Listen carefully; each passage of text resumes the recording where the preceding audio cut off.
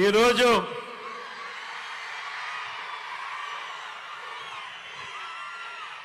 మన విజయవాడను చూస్తా ఉంటే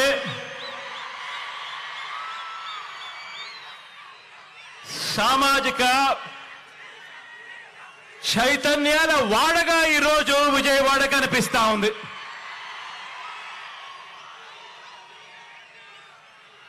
భారతరత్న బాబాసాహెబ్ డాక్టర్ భీమ్రావ్ అంబేద్కర్ గారి మహావిగ్రహం, స్టాచ్యూ ఆఫ్ సోషల్ జస్టిస్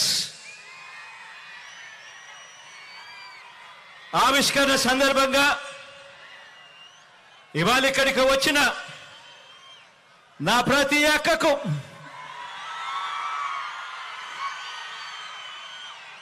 నా ప్రతి చెల్లెమ్మకు,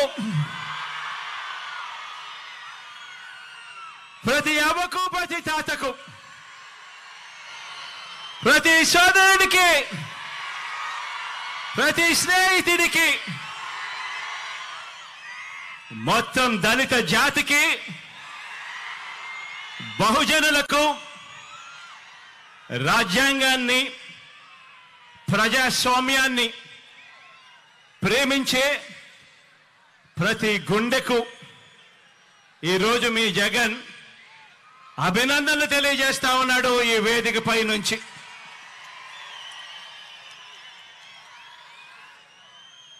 ఈ మహావిగ్రహం, ఇది స్టాచ్యూ ఆఫ్ సోషల్ జస్టిస్ అంటే సామాజిక న్యాయ మహాశిల్పం. ఎప్పుడైనా కూడా ఇటువంటి విగ్రహాన్ని చూసినప్పుడు మామూలుగా అమెరికాలో స్టాచ్యూ ఆఫ్ లిబర్టీ అనే అమెరికాలో మనకు కనిపిస్తూ ఉంటుంది. ఆ స్టాచ్యూ ఆఫ్ లిబర్టీ అంటే అమెరికా అని చెప్పి దాన్ని విన్నాం, దాని గురించి మనం మాట్లాడతాం. కానీ ఇక మీదటి నుంచి స్టాచ్యూ ఆఫ్ సోషల్ జస్టిస్ అంటే ఇక నుంచి ఇండియాలో విజయవాడ అని చెప్పి ఇక మీదటి నుంచి మారుమోగుతుంది.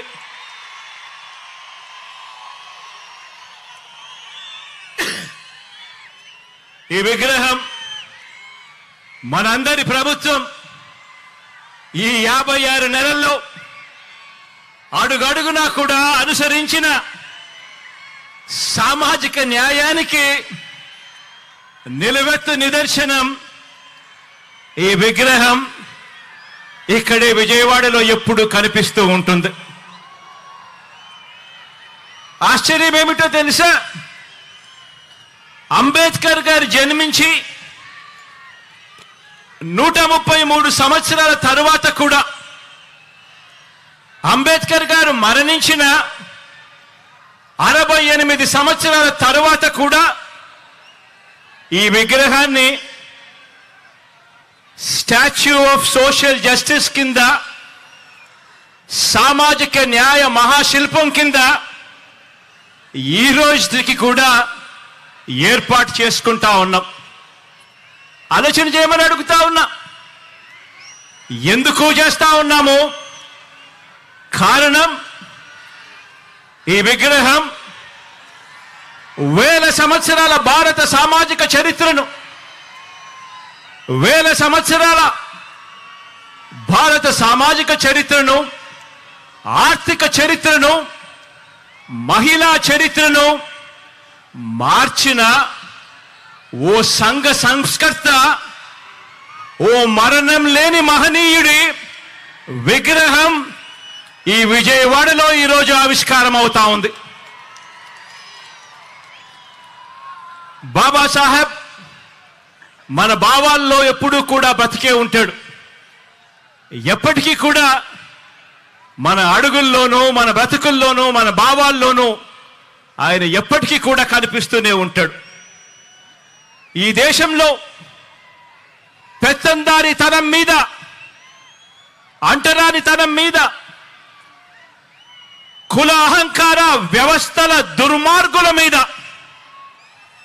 ఆ దుర్మార్గాల మీద అక్క చెల్లెమ్మలపై వివక్ష మీద పోరాటాలకు నిరంతరం స్ఫూర్తి ఇస్తూనే ఉంటాడు ఆ మహామనిషి. విజయవాడలో, అది కూడా స్వాతంత్ర సమర చరిత్ర ఉన్న మన స్వరాజ్య మైదానంలో, అది కూడా 75వ రిపబ్లిక్ డేకు సరిగ్గా వారం రోజుల ముందర మనం ఆవిష్కరిస్తా ఉన్న ఈ అంబేద్కర్ గారి మహాసుగ్రహం, మహాశిల్పం. ఈ విగ్రహం కూడా నేను చెప్తా ఉన్నాను, ఈ విగ్రహం చూసినప్పుడల్లా కూడా ఈ విగ్రహం పేదల హక్కులకు, మహిళల హక్కులకు, మానవ హక్కులకు, ప్రాథమిక హక్కులకు, సమానత్వ ఉద్యమాలకు, రాజ్యాంగ హక్కులకు నిరంతరం కూడా ఈ విగ్రహం స్ఫూర్తి ఇస్తూనే ఉంటుంది అని చెప్పి కూడా ఈ సందర్భంగా తెలియజేస్తా ఉన్నా.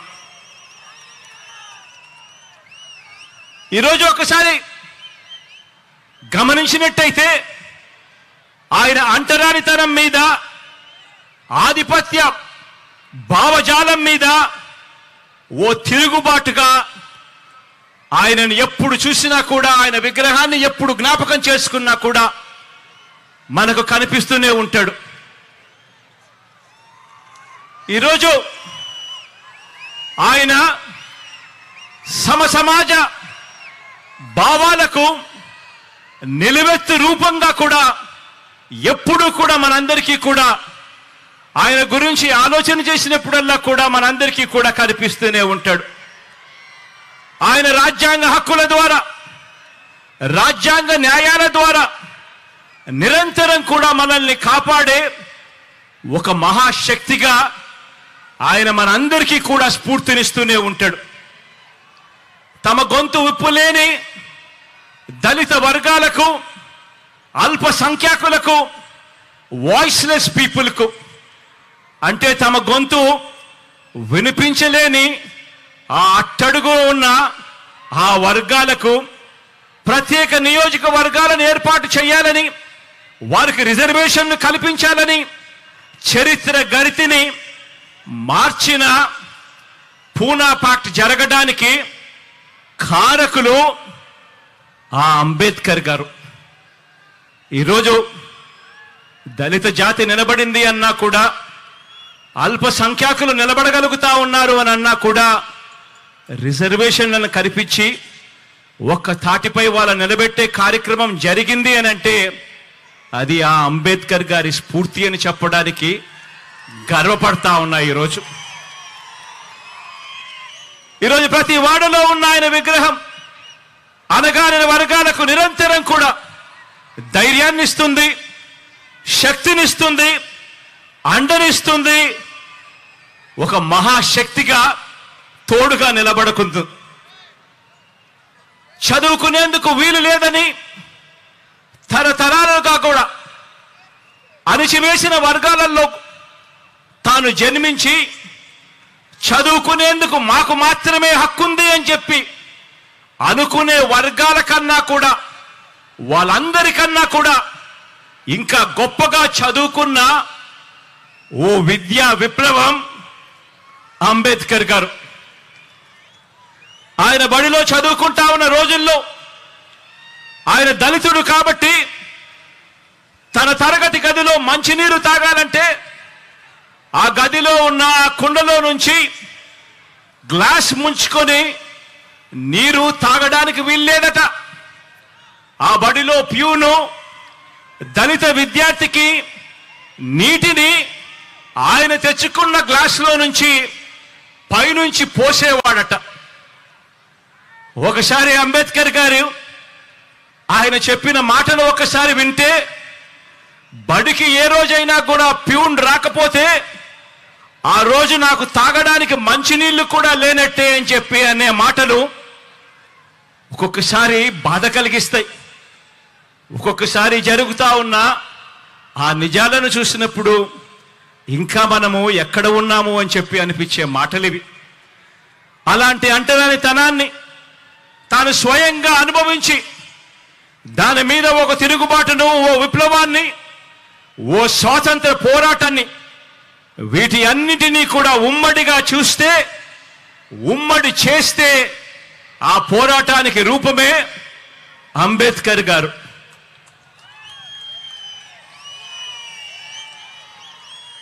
అటువంటి పరిస్థితులు స్వతంత్రం వచ్చిన తర్వాత కూడా 77 సంవత్సరాల తర్వాత కూడా వేరు వేరు రూపాల్లో ఇవాళటికి ఉన్నాయి. అంటరానితనం రూపం మార్చుకుంది అంతే. ఆలోచన చేయమని అడుగుతా ఉన్నా. అంటరానితనం అంటే కేవలం ఫలానా వ్యక్తుల్ని కేవలం భౌతికంగా ముట్టుకోకూడదు, దూరం పెట్టడం మాత్రమే అంటరానితనం కాదు. అంటరానితనం అంటే పేదలు ఏ బడిలో చదువుకుంటున్నారో ఆ గవర్నమెంట్ బడిని పాడు పెట్టడం కూడా రూపం మార్చుకున్న అంటరానితనమే అని చెప్పి నేను ఈ సందర్భంగా తెలియజేస్తా ఉన్నాను. డబ్బులున్న వారి పిల్లలకు ఒక మీడియం, పేద పిల్లలకు మరో మీడియం అని వివక్ష పాటించి పేద పిల్లలు తెలుగు మీడియంలోనే చదవాలని, వారు ఇంగ్లీష్ మీడియంలో చదవరాదని బరితెగించి వాదించడం కూడా రూపం మార్చుకున్న అంటరానితనమే. ఈరోజు కూడా ఈ అహంకారులు, ఈ పెత్తందారులు తమ పత్రికలో రాశారు. ఈరోజు పొద్దున్నే కూడా పత్రిక చదివా. అంబేద్కర్ గారు తెలుగు మీడియం మాత్రమే ఉండాలని అన్నాడట. నిజంగా ఈ పెత్తందారుల పిల్లలు, ఈ పెత్తందారుల మనవళ్ళు మాత్రం ఇంగ్లీష్ మీడియంలోనే చదువుతారట. నిజంగా ఇలా మాటలు చూస్తే నిజంగా ఒక నిజం చెప్పకూడదు, అబద్ధాలు ఏ స్థాయిలో చెప్తా ఉన్నారు అని చెప్పి చూస్తే నిజంగా గుండెకు బాధ అనిపిస్తుంది. వాస్తవం ఏమిటి అని అంటే, నిజమేమిటో అంటే, అంబేద్కర్ గారు చదువుకున్నది ఇంగ్లీష్ మీడియంలో. ఆయన పిల్లవాడిగా 4వ తరగతి ఇంగ్లీష్ మీడియంలో 4వ తరగతి ఆయన పాస్ అయినప్పుడు ఆయన బంధుమిత్రులంతా కూడా పండగ చేసుకున్నారట. కానీ ఈ పెత్తందారుల పత్రిక, ఆ ఈనాడు పత్రిక, కానీ ఆ పత్రిక ముసుగులో తాము పాటించే ఈ అంటరానితనాన్ని, అబద్ధాలతో అందమైన మేకప్ వేయాలనుకున్న ఇలాంటి దుర్మార్గులు, ఇలాంటి నీచులు మన దళితులకు, మన బహుజనులకు వ్యతిరేకులు, చివరికి చరిత్ర కూడా ఇలాంటి వాళ్ళు వక్రీకరిస్తూ రాతలు రాస్తా ఉన్నారు అని అంటే ఏ స్థాయికి నిజంగా పాత్రికేయం పడిపోయింది అని చెప్పి ఆలోచన చేయమని కోరుతా ఉన్నా. ఈరోజు పేద కులాల వారు ఎప్పటికీ కూడా తమ పొలాలలో పనివారుగానే ఉండిపోవాలట. పేద కులాల వారు ఎప్పటికీ కూడా తమ ఇళ్లల్లో పనివారుగానే ఉండిపోవాలట. తమకు సేవకులుగా ఉండిపోవాలట. చిన్న చిన్న వృత్తులు, చిన్న చిన్న వ్యాపారాలు మాత్రమే వాళ్ళు చేసుకోవాలట. తమ అవసరాలు తీర్చే వారిగా మాత్రమే వాళ్ళు మిగిలిపోవాలట. ఇలాంటి ఆలోచనలు కూడా రూపం మార్చుకున్న అంటరానితనమే. పేదలు ఏ హాస్పిటల్లోకి వైద్యం చేయించుకుంటున్నారో ఆ గవర్నమెంట్ హాస్పిటళ్లలో ఎక్కడైతే పేదలకు ఉచితంగా వైద్యం అందుతా ఉందో అటువంటి హాస్పిటల్ కూడా నీరుగార్చడం, పేదలు ఏ బస్సుల్లో అయితే ఎక్కుతున్నారో ఆ ఆర్టీసీని కూడా ప్రైవేట్కు అమ్మేయాలని అనుకోవడం, ఇవన్నీ కూడా రూపం మార్చుకున్న అంటరానితనమే. ఏ పౌర సేవ కావాలన్నా కూడా, ఏ పథకం పేదవాడికి కావాలన్నా కూడా ఆ పేదలు లంచాలిచ్చుకుంటూ వివక్షకు లోనవుతూ కార్యాలయాల చుట్టూ తిరుగుతూ జన్మభూమి కమిటీల చుట్టూ తిరిగేలా వారి సహనాన్ని పరీక్షించడం కూడా రూపం మార్చుకున్న అంటరానితనమే. అవ్వ తాతలకు పెన్షన్ కావాలన్నా, రైతన్నలకు ఎరువులు కావాలన్నా పొద్దున్నే లేచి పొడువాటి లైన్లలో ఆ క్యూలల్లో నిలబడి చివరికి ఆ క్యూలలోనే మనుషులు చనిపోతున్నా కూడా పాలకుల గుండె కరక్కపోవడం కూడా ఇవన్నీ కూడా రూపం మార్చుకున్న అంటరానితనమే. ఈ అంటరానితనంలో పేదల మీద పెత్తందారి భావజాలంలో ఇవన్నీ కూడా భాగాలే. ఎస్సీల అసైన్డ్ భూముల్ని కూడా కాజేసి తాము గజాల లెక్కన అమ్ముకోవాలనుకున్న రియల్ ఎస్టేట్ రాజధానిలో పేద సామాజిక వర్గాలకు చోటు లేకుండా తాము మాత్రమే ఒక కోట కట్టుకోవాలన్న కుతంత్రాలు చేయడం కూడా రూపం మార్చుకున్న అంటరానితనమే. రూపం మార్చుకున్న ఈ అంటరానితనం అంటే పేదల ఇళ్ల నిర్మాణానికి భూములు ఇస్తే సామాజిక సమతౌల్యం దెబ్బతింటుంది అని చెప్పి ఏకంగా కోర్టులకు వెళ్ళి ఆ కోర్టుల్లో కేసులు వేసి సిగ్గు లేకుండా వాదించడం కూడా రూపం మార్చుకున్న అంటరానితనమే. రూపం మార్చుకున్న అంటరానితనం అంటే మన ఎస్సీలు, మన ఎస్టీలు, మన బీసీలు, మన మైనారిటీలు, మన నిరుపేద పిల్లలు చదువుకునే ఆ గవర్నమెంట్ బడులలో ఇంగ్లీష్ మీడియం చదువులు చెప్పడానికి వీల్లేదని కోర్టులకు వెళ్ళి సైతం పిటిషన్లు వేయడం కూడా రూపం మార్చుకున్న అంటరానితనమే. ఆ పేద వర్గాల పిల్లలకు ట్యాబులు ఇస్తే అందులో వారు చూడకూడనివి చూస్తున్నారంటూ వాళ్ళ పిల్లల చేతుల్లో కూడా సెల్ ఫోన్లు ఉన్నాయని, ట్యాబులు ఉన్నాయి అన్న విషయాన్ని ఉద్దేశపూర్వకంగా కూడా మర్చిపోతూ డిజిటల్ లిటరసీని మన పేద పిల్లలకు ఇవ్వటానికి వీల్లేదని చెప్పి కుట్రపూరితంగా రాతలు రాయడం, వాదించడం కూడా రూపం మార్చుకున్న అంటరానితనమే. స్వాతంత్రం వచ్చి 77 సంవత్సరాలు గడుస్తా ఉన్నా కూడా ఇప్పటికీ కూడా అలాగే మిగిలిపోయి ఉన్న ఈ రూపం మార్చుకున్న ఈ అంటరానితనం మీద ఈ 56 నెలలుగా మనం చేస్తా ఉన్న ఒక సామాజిక, ఆర్థిక, రాజకీయ యుద్ధానికి నిలువెత్తు నిదర్శనంగా ఈ అంబేద్కర్ గారి విగ్రహం ఎప్పటికీ కూడా కనిపిస్తానే ఉంటుంది. ఈ విగ్రహం దేశంలోనే కాదు ప్రపంచంలోనే అతిపెద్ద అంబేద్కర్ గారి విగ్రహం అని కూడా చెప్పడానికి గర్వపడతా ఉన్నా. దేశంలోనే కాదు ప్రపంచంలోనే అతిపెద్ద అంబేద్కర్ గారి విగ్రహం అని చెప్పడానికి గర్వపడతా ఉన్నా.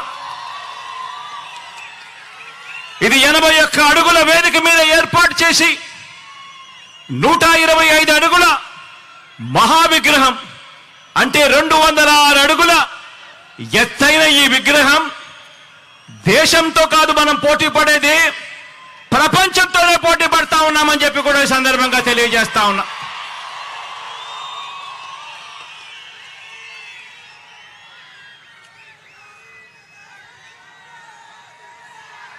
తరతరాలు కూడా ఈ ఆకాశమంతటి మహానుభావుడి, ఈ ఆకాశమంతటి వ్యక్తిత్వాన్ని గుర్తు చేసుకోవాలి. ప్రతి పిల్లాడు, ప్రతి పాప కూడా ఆయన జీవిత చరిత్ర నుంచి స్ఫూర్తిని తెచ్చుకోవాలి. ఎందుకంటే అభివృద్ధికి అభ్యుదయానికి మధ్య అవినాభావ సంబంధం అంబేద్కర్ గారి భావజాలం. ఇలాంటి భావజాలం మన పెత్తందారులకు మాత్రం నచ్చదు. పెత్తందారులంటే ఎవరో మీ అందరికీ బాగా ఈ పాటికి అర్థమై ఉంటుంది అనుకుంటా ఉన్నాను.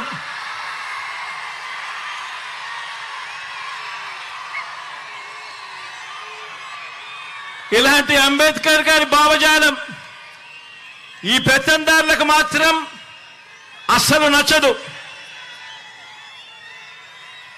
దళితులకు చంద్రబాబు నాయుడు గారు సెంట్ భూమిని ఇళ్ల నిర్మాణానికి ఇచ్చింది లేదు, అంబేద్కర్ గారి విగ్రహం నిర్మించింది అంతకన్నా కూడా లేదు.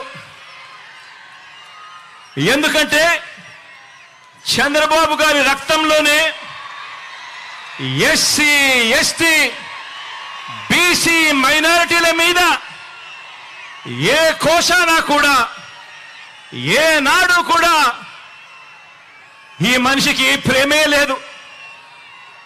ఎస్సీలో పుట్టాలని ఎవరైనా అనుకుంటారా అని ఒక ముఖ్యమంత్రి స్థానంలో ఉన్న వ్యక్తి నోరు పారేసుకుంటే గ్రామాలలో ఆ ఎస్సీలు ఎలా బ్రతకగలుగుతారు అని చెప్పి కనీసం ఆలోచన కూడా చేయకుండా నోట్లో నుంచి అంత చులకనగా మాట్లాడే స్వభావం. బీసీల తోకలు కత్తిరిస్తా ఖబర్దార్ అన్న వ్యక్తి, పేద సామాజిక వర్గాలంటే గిట్టని ఈ వ్యక్తి మన మాదిరిగా ఈ పేద అక్క చెల్లెమ్మలు బాగుండాలి, ఈ పేద కుటుంబాలు బాగుండాలి అని ఏకంగా 31 లక్షల ఇళ్ల పట్టాలు రాష్ట్రంలో ఎప్పుడు జరగని విధంగా, దేశంలో కూడా ఎప్పుడు చూడని విధంగా ఏకంగా 31 లక్షల ఇళ్ల పట్టాలు, అందులో 22 లక్షల ఇళ్ల నిర్మాణం చేయాలని ఆ పెద్ద మనిషికి ఎందుకు అనిపిస్తుంది? పెత్తందారి పార్టీలకు, ఈ పెత్తందారి నాయకులకు చదువుకునే మన పేద పిల్లలకు ఒక అమ్మఒడి ఇవ్వాలని, ఓ విద్యా దీవెన ఇవ్వాలని, ఓ వసతి దీవెన ఇవ్వాలని, ఓ గోరు ముద్ద ఇవ్వాలని, ఓ విద్యా కానుక ఇవ్వాలని, ఓ ట్యాబులు ఇవ్వాలని, ఓ ఇంగ్లీష్ మీడియంలో చదువులు చెప్పించాలని, బైలింగ్వల్ టెక్స్ట్ బుక్స్ ఇవ్వాలని, మన గవర్నమెంట్ బడులలో మన క్లాస్ రూమ్లలో డిజిటైజేషన్ జరగాలి అని, ఐఎఫ్పీలను ఏర్పాటు చేయాలని, నాడు నేడుతో మన చదువులు మన బడులు రూపురేఖలు మార్చాలి అని ఇటువంటి పెత్తందారి నాయకులకు కానీ, ఇటువంటి పెత్తందారి పార్టీలకు కానీ ఎందుకు అనిపిస్తుంది అని ఒక్కసారి ఆలోచన చేయమని అడుగుతా ఉన్నా. పెత్తందారి పార్టీలకు, పెత్తందారి నాయకులకు మన అక్క చెల్లెమ్మలకు ఒక దిశ ఆప్ తేవాలని, మన అక్క చెల్లెమ్మలకు ఒక అమ్మఒడి ఇవ్వాలని, మన అక్క చెల్లెమ్మలకు ఒక ఆసరా ఇవ్వాలని, మన అక్క చెల్లెమ్మలకు ఒక 0 వడ్డీ తేవాలని, ఒక 0 వడ్డీ ఇవ్వాలని, ఒక చేయూత ఇవ్వాలని, అక్క చెల్లెమ్మల పేరిట 31 లక్షల ఇళ్ల పట్టాలు ఇవ్వాలని, అందులో 22 లక్షల ఇళ్ల నిర్మాణం పూర్తి చేసి కట్టించి ఇచ్చి ఆ అక్క చెల్లెమ్మల ముఖాలలో చిరునవ్వులు చూడాలని ఆ పెత్తందారి పార్టీలకు, ఆ పెత్తందారి నాయకులకు ఎందుకు అనిపిస్తుంది అని ఒక్కసారి ఆలోచన చేయమని అడుగుతా ఉన్నా.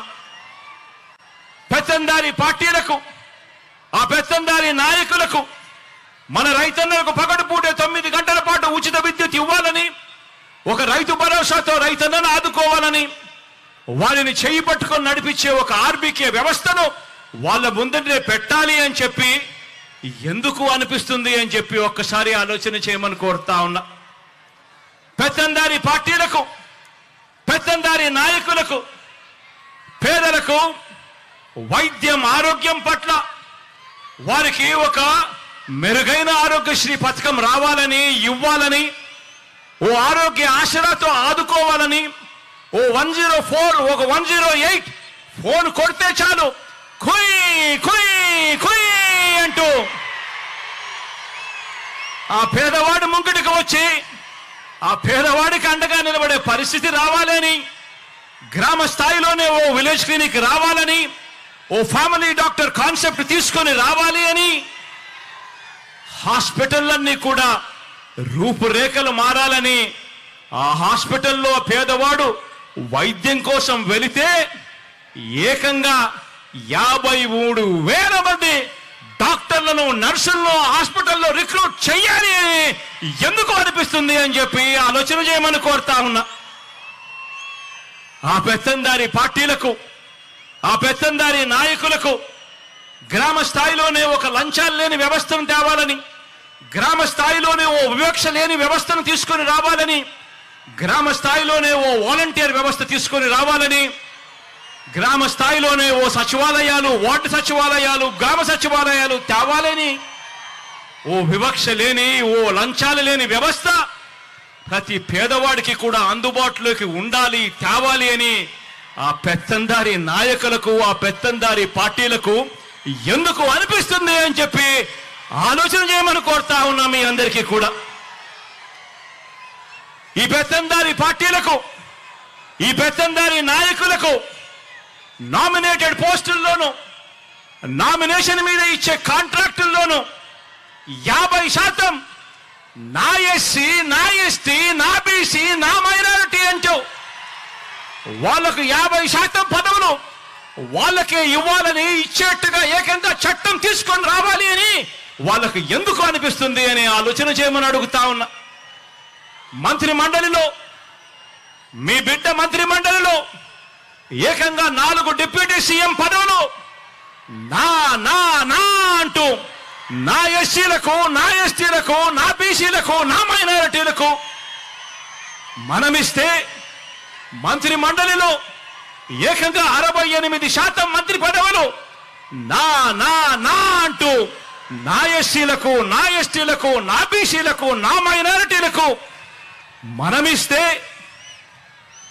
సామాజిక పరంగా, రాజకీయ పదవుల్లో దేశ చరిత్రలో ఎప్పుడు చూడని విధంగా ఈ 56 నెలల్లో అడుగులు పడ్డాయి.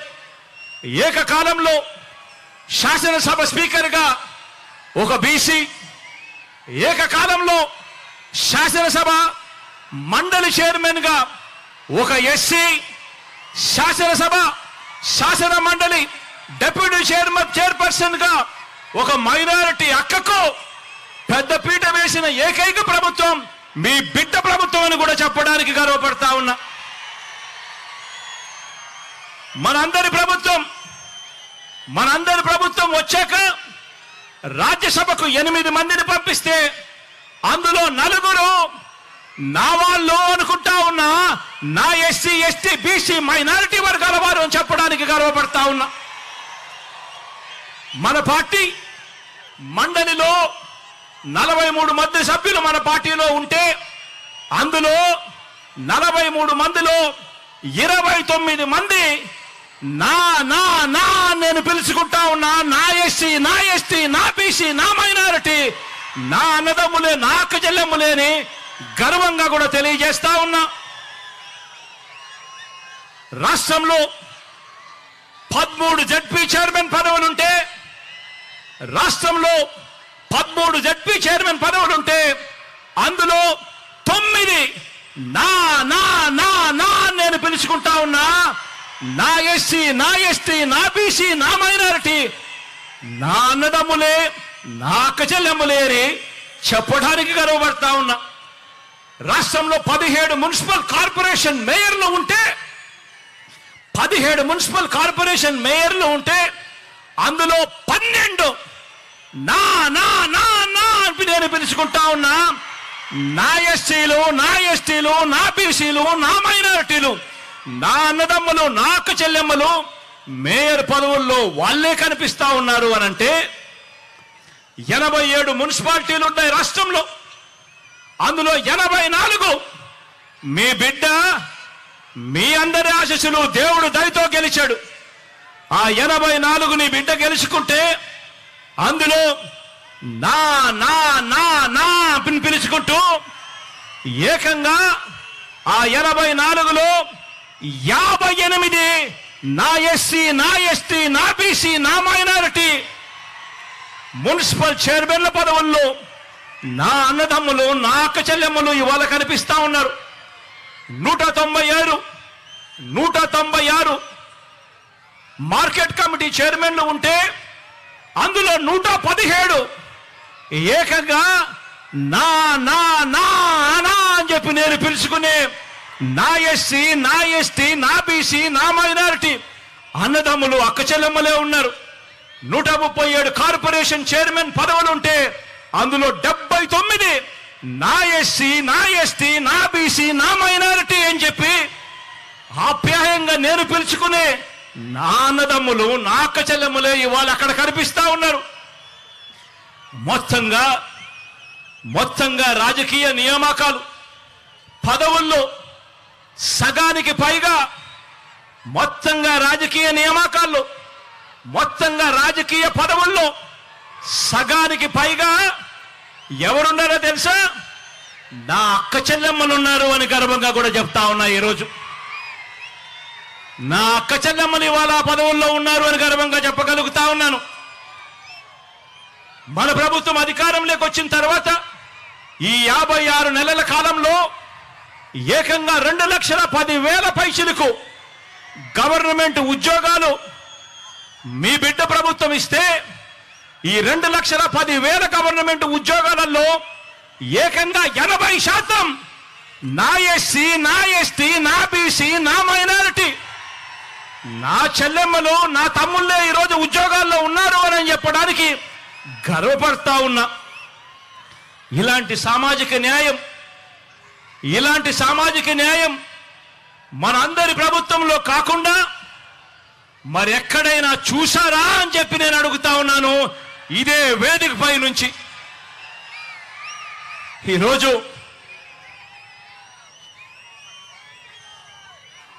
ఈ పెత్తందారి పార్టీలకు, ఈ పెత్తందారి నాయకులకు నా ఎస్సీలు, నా ఎస్టీలు, నా బీసీలు, నా మైనారిటీలు వారి కోసం నవరత్నాల పాలన అందించాలని కడుపులో ఉన్న బిడ్డ దగ్గర నుంచి పండు ముసలి అవ్వ తాత వరకు అందరి పట్ల ప్రేమ మమకారం చూపాలని వీళ్ళకి ఏ రోజైనా అనిపించిందా అని చెప్పి నేను అడుగుతా ఉన్నా.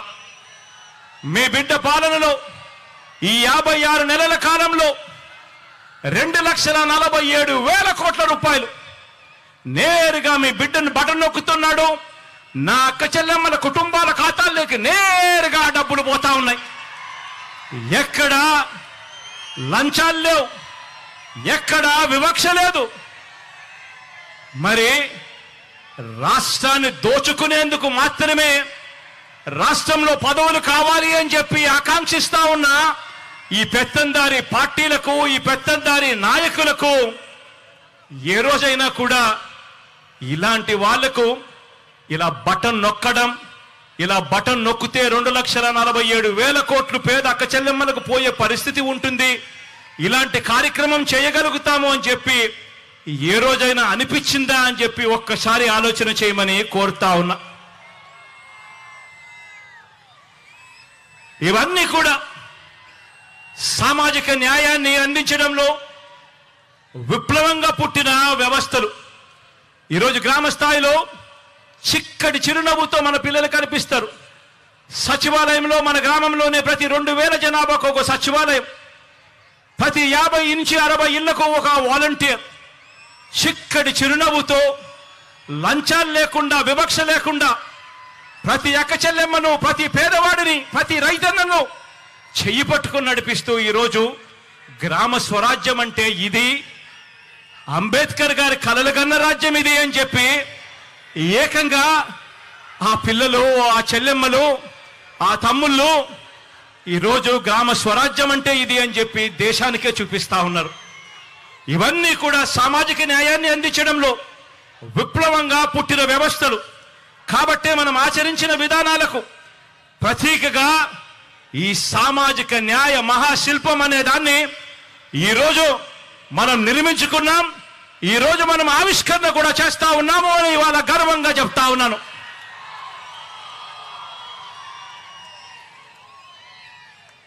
ఈరోజు మనందరి ప్రభుత్వం, మీ బిడ్డ ప్రభుత్వం, మీ కష్టం తెలిసిన మీ అన్న ప్రభుత్వం ఇంటింటా కూడా ప్రతి గ్రామం నుంచి కుప్పం నుంచి ఇచ్చాపురం వరకు ఏ గ్రామాన్నైనా కూడా తీసుకోండి, ప్రతి గ్రామంలో కూడా మార్పులు కనిపిస్తాయి.